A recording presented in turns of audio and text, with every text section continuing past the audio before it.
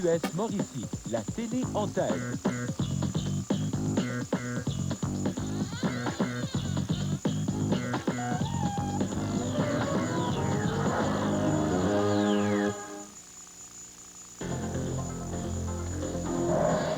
Il en coûte maintenant 10 $ de plus pour prendre l'avion à Dorval. Kanesatake a enfin son poste de police Mohawk. Et le Canadien retrouve son aplomb face aux Leafs.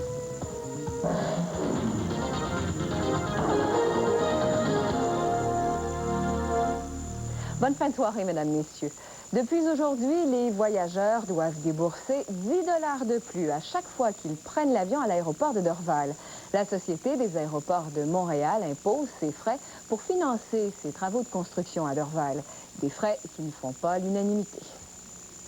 Non, c'est pas vrai, je crois pas à ça. Je vais passer puis je ne payerai pas le 10 $. Merci. Il n'y a pas un aéroport qui va te charger des frais supplémentaires de 10 $ pour... voyons donc, c'est une histoire, ça. Je crois pas à ça. Lucien Boudreau ne nous croyait pas quand nous lui avons parlé des nouveaux frais. Il s'apprêtait à prendre l'avion pour Alma et personne ne lui en avait parlé. Pourtant, depuis aujourd'hui, tous les voyageurs doivent avoir leur petit billet en passant au point de fouille. Il coûte 10 $ et les voyageurs peuvent l'acheter à ses guichets automatiques ou à ses comptoirs. Dans quelques semaines, les agents de voyage pourront aussi vous le vendre. Seuls les voyageurs en transit et les enfants de moins de 2 ans n'ont pas à acheter le billet. Les frais pourraient permettre de récolter 25 millions de dollars par an. Qui vont servir en premier lieu ici à Dorval, la nouvelle jetée internationale, l'amélioration des routes et d'autres projets que nous avons déjà prévus. Mais il ne faut pas se faire d'illusions. Les frais ne sont pas un mirage qui disparaîtra une fois les travaux finis. Ils sont là pour rester. ADM assure que les voyageurs acceptent bien les nouveaux frais. Ceux que nous avons rencontrés les acceptent avec fatalisme, sauf peut-être Lucien Boudreau. On a assez de problèmes aux douanes puis toutes sortes de barrières sans avoir besoin de payer un ticket supplémentaire. Ça vous en prend deux maintenant, sinon vous passez pas. Je vais passer puis je prendrai pas le ticket. Voyons donc, yes. ADM justifie le nouveau frais en disant que Dorval n'est pas le seul à l'imposer à ses voyageurs. Selon ADM, les aéroports de Tokyo, Paris, New York et Vancouver, pour ne nommer que ceux-là, imposent aussi des frais supplémentaires à leurs voyageurs. Jacques Tachereau, Le Grand Journal. Kanesatake a inauguré aujourd'hui son nouveau poste de police Mohawk. Et pour assurer l'indépendance de ce corps policier qui a été créé en juillet dernier, on a assermenté 5 commissaires, des femmes qui vont veiller à la bonne marche des opérations policières dans la réserve. 10-4. Danny Bélanger patrouille les rues de la réserve de Kanesatake depuis déjà près de 6 mois. Avant, ici, il n'y avait pas de police locale, s'il faut en croire les citoyens. C'était presque l'anarchie. Mais cela serait en train de changer. Je crois que peut-être que le monde va penser avant de faire peut-être certains coups. Ça va changer que la communauté va se respecter plus, puis je trouve que c'est une bonne affaire. Je dirais que c'est plus la population qui ne connaissent pas les lois. Là, ils commencent à les connaître parce qu'on les informe. Puis on a affaire avec du monde, on les informe que s'ils font telle affaire, ils vont voir telle infraction. À Kanawake, sur la rive sud de Montréal, la réserve s'est dotée d'une police similaire il y a déjà plus de 2 ans. Là-bas, on s'en souvient, le chef de police avait été démis de ses fonctions par le conseil de bande. Ça s'était fait dans la controverse. La question qui se pose maintenant ici, c'est est-ce qu'on risque de vivre la même chose? Est-ce que le pouvoir policier restera indépendant du pouvoir politique? Moi, comme chef, personnellement, je ne vois pas de raison pourquoi que les politiciens ici vont s'impliquer dans les opérations jour à jour de la force policière. Pour éviter que ces propos s'envolent en fumée, 5 commissaires vont s'assurer que les procédures seront suivies, dit en substance Louise Bonspiel. Quant au nouveau poste de police des 19 agents de Kanesatake inauguré aujourd'hui, il a été construit au coût d'un peu plus de 700 000 $, financé en totalité par le gouvernement fédéral. Martin Robert, Le Grand Journal. Un automobiliste a perdu la vie dans un accident de la route qui s'est produit vers 4h15 ce matin à Westmount. Son véhicule a percuté un arbre pour ensuite capoter.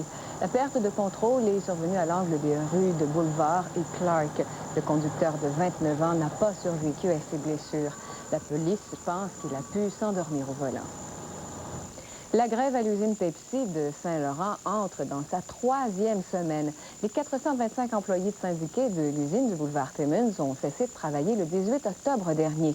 Et selon la partie syndicale, c'est la détérioration des conditions de travail depuis 3 ans qui est à l'origine de ce conflit. Même s'il n'était qu'une poignée de grévistes ce matin devant l'usine de Pepsi à Ville-Saint-Laurent, les agents de sécurité embauchés par la compagnie ont dû intervenir afin de laisser entrer ces camions. C'est que depuis le début du conflit, il y a 2 semaines, la production est stoppée à l'usine de Ville-Saint-Laurent.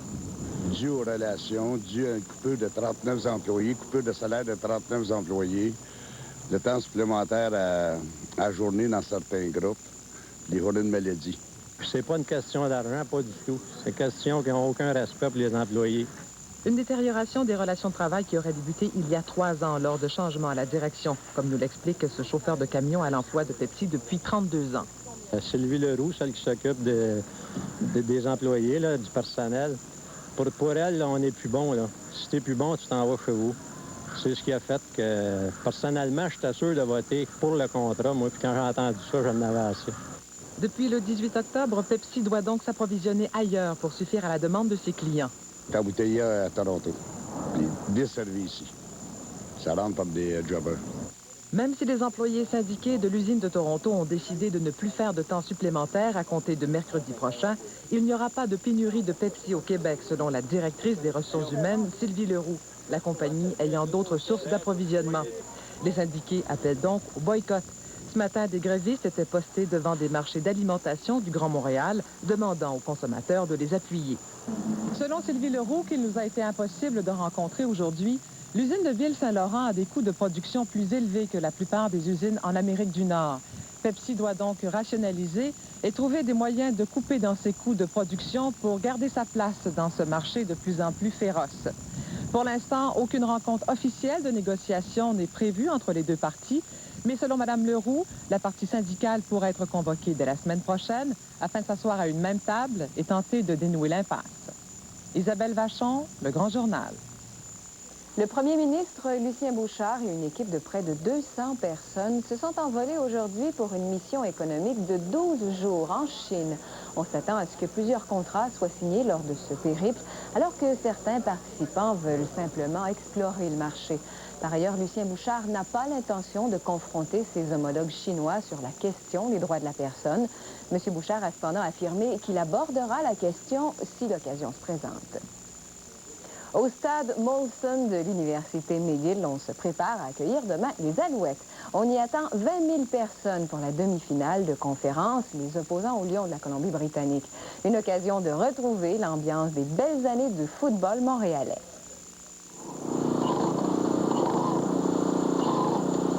C'est avec beaucoup de soin qu'on effectuait vendredi les derniers préparatifs au stade de Percival Molson de l'Université McGill. Il faut dire qu'on y pratique le football depuis longtemps. La première partie intercollégiale a été jouée en 1874 entre l'Université McGill et l'Université Harvard. Mais devant la popularité grandissante de ce sport, on a dû procéder rapidement à plusieurs agrandissements. En 1916, un premier stade pouvant accueillir plus de 5 000 personnes est complété au coût de 100 000 $. L'année suivante, le capitaine Percival Molson amasse 75 000 $ pour l'agrandir à nouveau. En 1930, on ajoute les galeries de presse et au début des années 60, sa capacité est augmentée à 16 500 places. En fait, jusqu'en 1968, le football attire des foules records dans la métropole. Mais en 68, les Alouettes décident de déménager à l'Autostade et à partir de ce moment, l'intérêt pour le football chute dramatiquement. Il faudra donc attendre les Jeux olympiques de 1976 pour voir le stade Percival Molson se remplir à nouveau. Mais dès demain, cette situation pourrait se reproduire avec la demi-finale de la Conférence de l'Est. Pour l'occasion, les Alouettes ont investi plus de 55 000 $ pour rénover les sièges, repeindre la galerie de presse, ajouter une section et numéroter l'ensemble des places. Il reste que malgré toutes ces rénovations, l'accès au stade de Percival Molson dimanche pour la demi-finale de conférence risque d'être compliqué. Pour cette raison, les Alouettes de Montréal et l'Université McGill ont prévu le coup. La recommandation des Alouettes et de l'Université McGill, c'est de prendre du transport public. Ils vont avoir un système de shuttle pour montrer à l'université que la CUM va organiser. Et l'Université McGill va mettre 1000 places de stationnement à la disponibilité des spectateurs, un prix de 5 $, qui je trouve que c'est un très bon prix. Et je crois que ça va fonctionner assez bien. Ce match des Alouettes deviendra donc l'occasion rêvée pour l'organisation de sonder l'engouement des amateurs pour ce site. Mais quelle que soit leur conclusion, tous s'entendent pour dire que le véritable intérêt de cette partie n'est pas qu'économique. Venir à un match de football, c'est pas seulement venir à un match de football. Je crois que ça doit revenir comme c'était dans les anciens jours, une sortie sociale. Venir au stade avoir du plaisir, rencontrer des gens qu'on voit de temps en temps. Il faut que ça devienne la place à être cette journée-là. Et je crois que c'est possible. Yves Bombardier, Le Grand Journal. Au retour, Alouettes et Lions ont complété leur préparation en vue de cette demi-finale de demain. Ah, ce monde si fascinant. Le Québec, les vastes étendues canadiennes, les États-Unis d'Amérique, les grandes cités d'Europe, les doux parfums de l'Orient. Le plan Supermax, c'est raffiné. Appelez-nous pour profiter de la nouvelle option Week-end à 50% et économiser sur tous vos interurbains partout dans le monde. Paris, Shanghai. Aïe! Sais-tu que t'es pas petit? Je dirais plutôt immense, énorme, imposant, majestueux. Très bien. De quelle couleur est le gazon? Oui, c'est bien. De quelle couleur est ma veine? De quelle couleur sont mes dents? Beige, ivoire, ça qui est d'œuf, ma crosse de perles. Peu importe la beauté de votre sourire, n'aimeriez-vous pas qu'il soit encore plus éclatant? C'est maintenant possible. Le nouveau Colgate Sensation Blanchissant combat la carie et blanchit vos dents tout à la fois. Si on essayait encore? Le nouveau Colgate Sensation Blanchissant de Colgate. Le choix des dentistes d'aujourd'hui.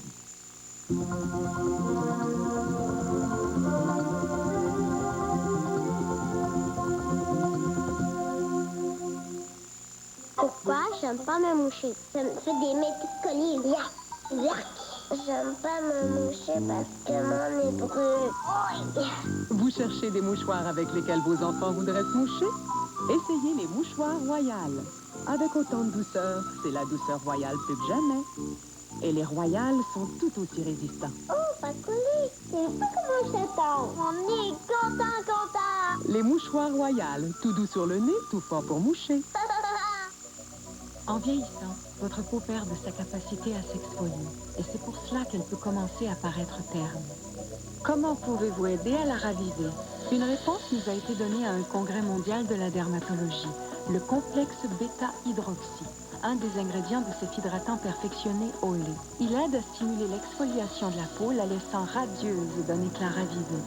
Son nom, la nouvelle crème ravivante quotidienne Oil au lait. La preuve que nous vous aidons à paraître plus jeune.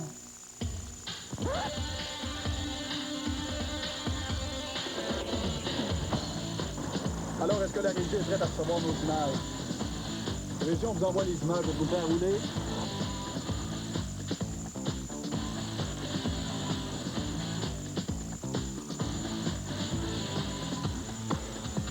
OK, attention Pierre, stand by. Le Grand Journal de la Mauricie avec Pierre Martineau. L'information en direct.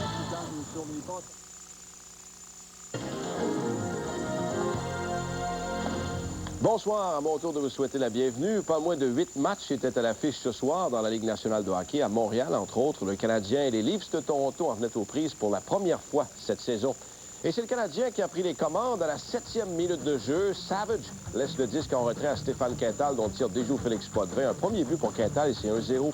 Les Leafs qui perdent ensuite les services du défenseur Greg Bolannon. Surveillez bien son genou droit sur cette chute avec Martin Luzinski. Ouch! La blessure semble sérieuse et Bolannon se tord littéralement de douleur. Saku Koivu va permettre ensuite au Canadien de doubler son avance. Son tir anodin va dévier sur le patin de Potvin. Un troisième pour Koivu et c'est 2-0 Montréal. En deuxième, Benoît Brunet augmente l'avance des siens sur une descente à 2 contre 1. Son tir effleure l'épaule droite de Potvin qui est battu, c'est 3-0. Les Leafs qui parviennent ensuite à s'inscrire au tableau avant la fin du deuxième tiers. Moog se compromet rapidement, ce qui ouvre la porte toute grande pour Beresin qui ne rate pas l'ouverture et c'est 3-1. Richer donne les devants aux siens 4-1, puis en troisième, en désavantage numérique, Benoît Brunet s'empare d'un disque libre et déjoue Potvin. Son deuxième but du match, c'est 5-1 Montréal. Tout ça devant la plus vieille partisane du Canadien, Mme Rosaria Turcotte, qui célébrait son 101e anniversaire ce soir. Le Canadien, donc, il emporte 5-1, joue maintenant pour 500 à domicile avec 3 gains, 3 échecs et 2 matchs nuls. Le Canadien qui a dominé 36-27 au chapitre des tirs au but. Et pour obtenir tous les détails entourant cette victoire du Canadien, on rejoint Stéphane Richard au Centre Molson. Stéphane, Alain Vigneault espérait une bonne performance de ses joueurs. Bien, ils ont répondu à l'appel ce soir. Effectivement, les joueurs du Canadien qui ont joué avec beaucoup d'intensité. Il faut dire qu'il y avait beaucoup d'électricité dans l'air avant le match. Plusieurs partisans des Maple Leafs. Alors, comme à chaque confrontation entre les deux équipes, chaque équipe, les partisans étaient de la partie. Du côté du Canadien, Benoît Brunet s'est signalé en marquant ses 2 premiers buts de la saison. Et Vladimir Malahov qui a connu un excellent match, lui qui avait raté le dernier match face aux Islanders. On écoute les commentaires de vestiaire. C'est une grosse douleur. Nous autres, on avait bien beaucoup de pression. Je pense qu'on savait qu'il y avait bien des fans des Leafs ici au Centre Molson à soir. Puis en première période, on a sorti assez fort. Puis on a marqué 2 buts. Puis après ça, quand c'était 3-1, ils ont fait 3-1. On a tout scoré sur notre power play pour faire 4-1. Puis ça a été la fin des Leafs. Well, I think we came out early in this hockey game and set the tone with a quick start, a physical start, and a couple goals to go along with it. I think we needed it as much as anybody right now. We needed to have a confident, really strong period, and that's what happened in the first period. C'était une ambiance sublime. Je veux dire, avant que le match commence, tu sentais que il y avait quelque chose de spécial qui était pour arriver. Les partisans pendant le match, les joueurs ne peuvent pas faire autrement que de l'être. Avec sa performance, Andy Moog sera sûrement appelé à garder le filet lundi soir alors que le Canadien accueillera son ancienne équipe, les Stars de Dallas. Et en terminant, André, le Canadien va honorer Jacques Villeneuve mercredi soir avant le match des Coyotes de Phoenix. Les cérémonies seront présentées à notre antenne à compter de 19h30. Merci beaucoup, Stéphane. Et parlant des Leafs de Toronto, les visiteurs ce soir, vous l'avez peut-être oublié, mais cette équipe est venue à une victoire près d'affronter le Canadien en finale de la Coupe Stanley en 1993. Après une descente aux enfers l'an dernier, les Maple Leafs semblent toutefois avoir repris leur remontée. Les changements ont été nombreux, tant du côté du vestiaire qu'au deuxième étage. L'an passé, les Leafs sont terminés 23e au classement général avec seulement 30 victoires. Ils rataient les séries éliminatoires pour la première fois depuis 91-92. Last year was I think as bad as anyone could imagine. It was a tough year, but this year we've established our identity quickly as a very hard-working club. Ken Dryden a la mission de reconstruire ce que Cliff Fletcher a mis quelques années à détruire. Le virage jeunesse est bel et bien amorcé, aux quelques vétérans maintenant qui restent à montrer le chemin aux plus jeunes. You know, we don't have the talent that the top teams in the league do, but you know, we play a good team game, good defensive system, and younger, obviously, and we're a little quicker. We're a little faster team than we were last year, and even though our record right now is pretty much the same as last year at this time of the year, I'm very happy the way we've been playing. We've been working hard. We're playing a good defensive hockey. Un style plus défensif, voilà une bonne nouvelle pour Félix Potvin qui a présenté une moyenne de buts alloués supérieure à 3 pour la première fois de sa carrière la saison dernière. Une participation aux séries cette année serait une excellente source de motivation pour les nouveaux Leafs. Je pense que les joueurs travaillent dans l'esprit de faire les séries, puis disons que je pense que tout le monde est réaliste. On finira pas premier, mais disons que faire les séries, c'est réalisable. En 96-97, Sundin, Clark et Sergei Berezin ont marqué 92 des 190 buts de l'équipe. Les départs de Gilmore et Muller ont permis la venue de Steve Sullivan, Jason Podolin et Alan McCauley. We have a lot of young guys, and we want a steady progression of improvement this year and years to come. Jean-François Desbiens, TQS Sport, Montréal. Et cet autre match était à l'affiche ce soir dans la Ligue nationale, soulignant entre autres que les Oilers d'Edmonton amorçaient une série de 6 matchs sur la route en affrontant les Bruins à Boston. Et avant la rencontre de ce soir, les Bruins n'avaient remporté qu'une victoire en 5 matchs au Fleet Center. Curtis Joseph connaît une excellente première période au cours de laquelle il effectue 18 arrêts. Il frustre ici Dimitri Ristich lors d'une supériorité numérique. Les Bruins parviennent toutefois à le déjouer dès leur premier tir en deuxième. Avec l'avantage d'un homme, Raymond Bourque remet la rondelle à tête d'Onato dont le dur lancer ne donne aucune chance à Joseph. Les Bruins doublent leur avance 5 minutes plus tard. Jason Allison accepte le relais de Dimitri Ristich avant de s'échapper et d'inscrire son 5e filet de la saison. À l'autre bout de la patinoire, quoique moins occupé, Baron Dafoe réalise quelques arrêts clés, dont celui-ci à la toute fin du deuxième tiers. Les visiteurs réduisent l'écart à un seul but en troisième. Dean McCammon saisit la rondelle derrière le filet avant de contourner la défensive adverse et de tromper Dafoe d'un tir précis. Mais les Bruins s'assurent de la victoire avec 15 secondes à faire en marquant dans une cage déserte. Johan Axelsson se fait généreux envers Tim Taylor, qui inscrit son 7e but de la saison. Et ce gain permet aux Bruins de mettre fin à une série de 3 matchs sans victoire. Malgré le revers des siens, Curtis Joseph a bien fait en bloquant 31 tirs. Maintenant, à Miami, Ray Shepard et les Panthers accueillent les Sabres de Buffalo. La Floride qui va ouvrir la marque à la 9e minute de jeu. Dave Gagné saisit un retour de lancer pour déjouer Dominic Hasek du revers et inscrire son 6e de la campagne. Les Panthers profitent d'une supériorité numérique lorsque Scott Mellenby pousse et suit la rondelle jusqu'au fond du filet. C'est 2-0. En deuxième, avec un homme en moins, les Sabres parviennent tout de même à marquer. Le tir précis de Jason Dunn laisse aucune chance à Kevin Weeks. Et puis l'égalité est créée lorsque Miroslav Satan touche le fond du filet. Sur le jeu, le patin d'un joueur des Panthers coupe la main droite de Weeks. Il devra quitter la rencontre et Mike Fitzpatrick prendra la relève. En troisième, Tom Fitzgerald effectue un puissant tir frappé qui surprend Dominic Hasek. Les Panthers qui vont prendre les devants 3-2 sur le jeu. Et après un but des Sabres, la prolongation est nécessaire et Dixon Ward vient mettre un terme au suspense et à la rencontre. Victoire donc des Sabres de Buffalo. Et avant la défaite de ce soir, les Panthers avaient remporté leurs 4 derniers matchs à domicile contre Buffalo. C'est une 7e défaite en 9 matchs pour les Panthers. Au New Jersey, Bill Ranford dispute son 3e match de la saison alors que les Capitals visitent les Devils. Les Caps ouvrent la marque en première. Richard Zednik saisit un retour de lancer pour soulever le disque et le loger derrière Martin Brodeur. Ranford semble complètement rétabli de sa blessure. Il repousse plusieurs tirs et permet de garder son équipe dans le match. 2 minutes avant la fin de la première, New Jersey égale la marque. Bob Carpenter garde possession de la rondelle et effectue un tir rapide avec précision. Les Devils prennent les devants en début de deuxième. Randy Mickey passe la rondelle à Patrick Elias qui n'a qu'à pousser le disque dans un filet déserté par Ranford. 2-1 New Jersey.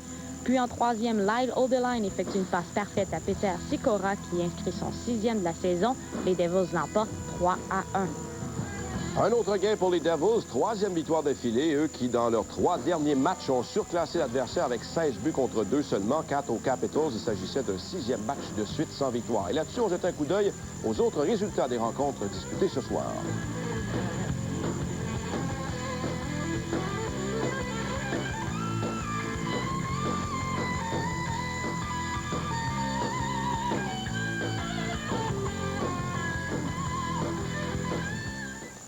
En après-midi, plus de 300 jeunes joueurs de hockey d'âge mineur ont envahi le centre Molson pour participer au festival clinique de hockey organisé par la compagnie Starter et la Ligue nationale.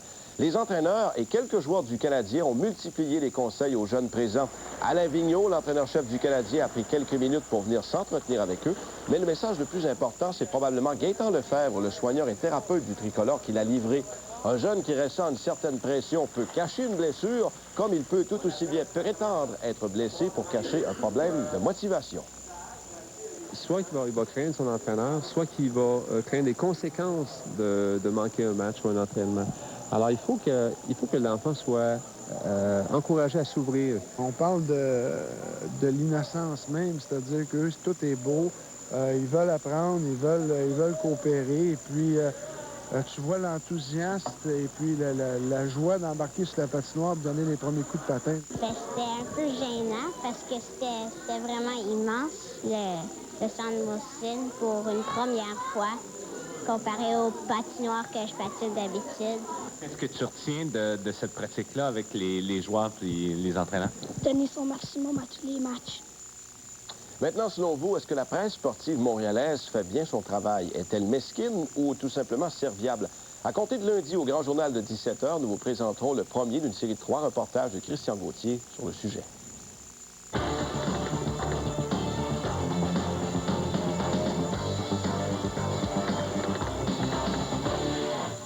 La chose la plus difficile, comme tu dis, c'est quand quelqu'un peut-être écrit quelque chose de personnel, puis le lendemain, il vient te revoir, puis il te pose d'autres questions. Je comprends plus mesquin qu'ailleurs. Je veux dire, je dirais même qu'on est un petit peu campagne, si tu compares ce qui se passe à New York, si tu compares ce qui se passe dans des grands centres américains. C'est à suivre. On parle de football maintenant. Les Alouettes disposeront de tous leurs éléments clés pour la demi-finale de la section S qui les opposera demain aux Lions de la Colombie-Britannique au stade McGill. Ce qui signifie que les Alouettes pourront compter donc sur le bloqueur Mark Dixon et le demi-offensif étoile Mike Pringle. Les Alouettes ont compilé un dossier de 13-5 cette saison contre 8-10 pour les Lions. En 97, les Alouettes ont remporté leurs 2 matchs face aux Lions, 45-31 à Vancouver et 34-33 à Montréal. Les Lions se présentent en éliminatoire avec une série de 4 défaites de suite. Jusqu'ici, plus de 10 000 billets sont vendus pour le match de demain. Les Alouettes proposent même des navettes en autobus de la station de métro Bonaventure à 11h15, notez l'heure, pour faciliter l'accès au stade McGill, où ils ont joué pour la dernière fois en 1972. Donc, tout est fait prêt pour cette demi-finale. 13 heures demain, le match qui a lieu au stade McGill, rappelons-le, et le gagnant ensuite affrontera la puissante machine des Argonauts de Toronto. Alors voilà, Nathalie, c'est complet pour le sport ce soir. On se retrouve demain. Oui, merci André. À demain. Au revoir. Restez avec nous, on parle météo après la pause.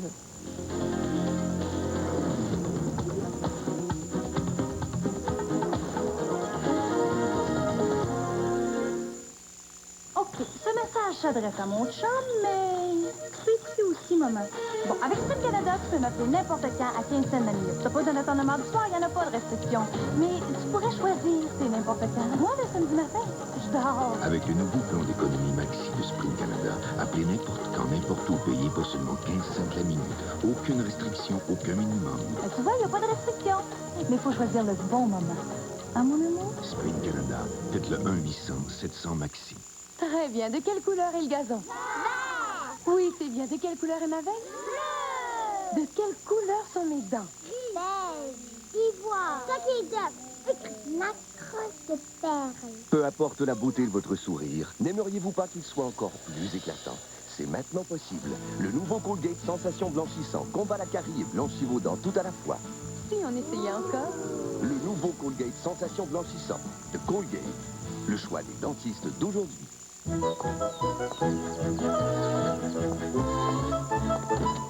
Mais voyons donc. C'est quoi cette histoire-là de lâcher sa job quand tu gagnes au loto 649? J'ai gagné, moi. Je continue à travailler. Bye bye boss, bye bye boss. Je l'aime, moi, mon boss. Puis, l'amène avec moi en voyage. Hey boss, es-tu prête? L'auto 649. Ça change pas le monde. Sauf que...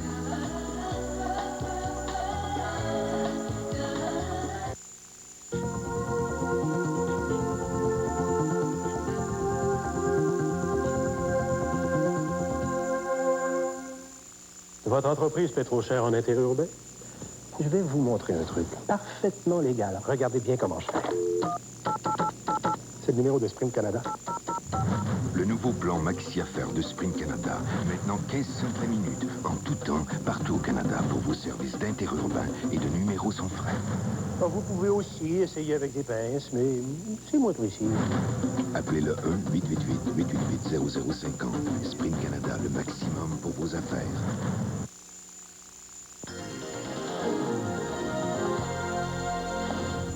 On passe à la météo. Ce sera pluvieux demain dimanche sur l'ensemble du Québec. Alors, en détail, on prévoit pour Montréal, l'Outaouais, les Laurentides, la Mauricie et l'Abitibi de la pluie.